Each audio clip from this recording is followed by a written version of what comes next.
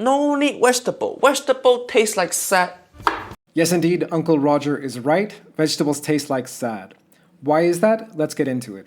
Before we do, my name's Samir and I'm a health coach who works with people who want to thrive while incorporating more animal foods into their diet. If you'd like to book a strategy session with me, the link is below. So the last time I raised this question, it was largely about ancient history, meaning my work as an anthropologist interested in paleoanthropology and so on. So if we look at the fossil record, we can discover that humans evolved to be hyper-carnivores.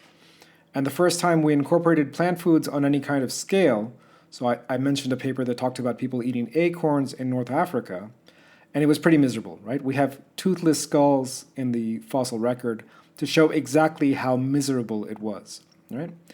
Today, let's get a little bit deeper into another angle. So what is a vegetable, and why would this vegetable elicit so much sadness? So I think it's super important to emphasize in the beginning that most of the things we call vegetables simply did not exist in their current form 1,000 years ago, or in some cases much more recently, right? Tomatoes were cultivated by the Aztecs, maybe in the 13th century CE, so less than 1,000 years ago. Carrots, broccoli, cabbage, these were all cultivated in Central Asia, probably around 600 CE, so that's roughly 1,500 years ago. If that sounds like a long time ago, remember that our genes are at least 250,000 years old, right? And, that kind of a time scale in general, unless there's a huge pressure, is not going to be enough to turn us from carnivores into vegetarians, right? We don't know everything about what early humans were eating, but as I say, we know that they ate a lot of meat, and we know they weren't eating broccoli because broccoli didn't exist, right? Okay, so the next question is, okay, so we've sort of defined what a vegetable is, and I should say fruits, by the way, are also in this category. Fruits are also relatively modern constructs, as we'll get into in a minute. So the next question is, do you think the purpose of a plant is just to feed you? Do you think that a carrot is just there to be delicious for you, or spinach is there to eat with your paneer or something, right? No, obviously that's not the case. Plants are life forms, and like any species on Earth, they want to live long enough to reproduce. And how do they do that in a dangerous world? Well, they wage chemical warfare. Plants produce chemicals to avoid predation, mostly predation by insects, right? There are thousands of such chemicals, and very few of them have been studied. Some people will talk about you need to eat organic vegetables because these have fewer pesticides. But as this paper explains very clearly, the vast majority of pesticides, so that's 99.99%, the vast majority of pesticides you're exposed to are naturally occurring in the plant. Now, those pesticides, those toxins were designed to kill insects. And just to be clear, in the dosage you're going to get them, even if you eat, unless you're eating hemlock or something that's actually poisonous, you're not going to die from eating broccoli, right? I'm not saying that, and that would be a ridiculous thing to say. But what happens when you're consuming just a little bit of poison every day? The short answer is we don't know. So some people would argue it's a good thing that there's a hormetic effect of eating these poisons. Hormetic, the easiest way to think about it is, that which doesn't kill me makes me stronger.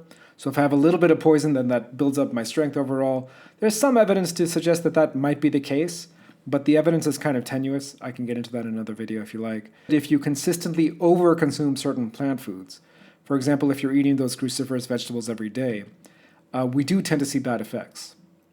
Overconsumption of cruciferous, as I mentioned, can mess up the thyroid. Cruciferous vegetables are your broccoli, your cabbages, and so on, everything from that mustard family. And the goitrogens in that class of food, that's one class of anti-nutrient or plant toxin. The other classes are oxalates. So Sally Norton has a great book out about oxalates right now. And also lectins. So there's a Dr. Stephen Gundry. You can find him on YouTube. You can read his books. His books have good information about lectins. The most famous lectin is gluten. By now, I think we've all heard about gluten. Almost everyone knows someone who has a gluten sensitivity or a gluten allergy or even has celiac disease, in which case ingesting gluten can be life-threatening. Does that mean you can't eat plant foods? Not necessarily. First of all, there's some plant foods that the plant wants you to eat, namely the fruits, right? So fruits are there to kind of tempt animals to take them, and the hope is that they will go and drop the seeds somewhere and give life to a new generation of plant, right? The problem is that most of the fruits we have today are also modern innovations, and they contain far more sugar than they would naturally, right? Sugar is a driver of all chronic diseases, including heart disease, cancer, and dementia. Not all fruits are equal in the sense that they don't all have the same sugar levels. I'll put a list to download. I'll put a link below to download a list of fruits by their sugar content. And I should just say that, if you're healthy, then does it make sense to try avoiding whole fruits? Probably not, even the higher in sugar ones. But because so few of us are healthy, I do advise my clients to avoid those fruits that are higher in sugar. You can also do things to remove, so you can process the food in a way that you remove some or most, or in some cases all of the toxins. Actually, it's really hard to get rid of all the toxins, but you can get rid of most of them. Cooking in general, pressure cooking in particular, even something like salting food can remove some of the toxins.